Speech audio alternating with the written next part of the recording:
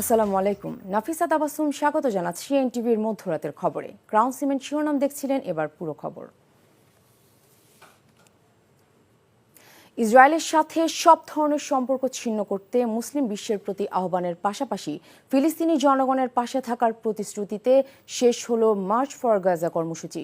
শনিবার রাজধানী ঢাকার সোহরাওয়ার্দী উদ্যানে লাখো মানুষের প্রতিবাদী সমাবেশ থেকে অবিলম্বে গাজা ও রাফায় ইসরায়েলি গণহত্যা বন্ধ, ইসরায়েলের বিচার সহ 5 দফা দাবি জানানো হয়।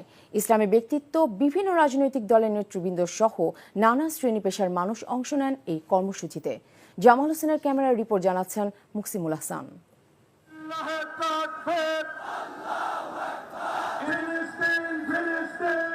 বিক্ষুব্ধ মানুষের পদযাত্রা আর প্রতিবাদী জনতার মিছিল স্লোগানে সকাল থেকে সন্ধ্যা অবধি প্রকম্পিত হয় রাজধানী ঢাকার রাজপথ।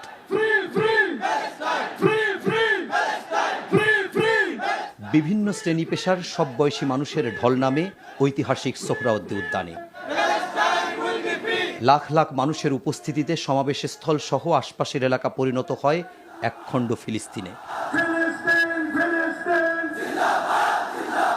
স্টপ জেনোসাইড, ফ্রি প্যালেস্টাইন এমন স্লোগানে ফিলিস্তিনের পতাকা এবং ইসরায়েল বিরোধী নানা প্লাকার্ড নিয়ে সাধারণ মানুষ যোগ দেয় মার্চ ফর গাজা কর্মসূচিতে। মূল মঞ্চে যখন ঘোষণাপত্র পাঠ চলছে, সোহরাওয়ার্দী উদ্যান ততক্ষণে জনসমুদ্র। অবিলম্বে গাজা এবং রাফায় ইসরায়েলি গণহত্যা বন্ধ সহ 5 দফা দাবি জানানো হয় ঘোষণাপত্রে। যুদ্ধবিরতি নয়, গণহত্যা বন্ধ কার্যকর ও সম্মিলিত পদক্ষেপ গ্রহণ করতে হবে। পূর্ব জেরুজালেমকে ফিলিস্তিন রাষ্ট্রের রাজধানী হিসেবে আন্তর্জাতিকভাবে স্বীকৃতি দিতে হবে।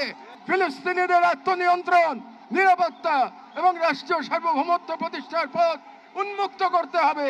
আমরা মুসলিম বিশ্বের সরকার ও ওআইসির মতো মুসলিম উম্মার প্রতি আহ্বান জানাই, ইসরায়েলের সাথে অর্থনৈতিক, সামরিক ও কূটনৈতিক সকল সম্পর্ক অবিলম্বে ছিন্ন করতে হবে।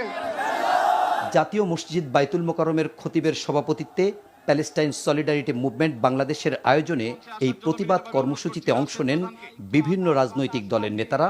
সমাবেশ থেকে ফিলিস্তিনি দখলদার ইসরায়েলি বাহিনীর নারকীয় বর্বরতা বন্ধের দাবি জানান ইসলামিক চিন্তাবিদরা।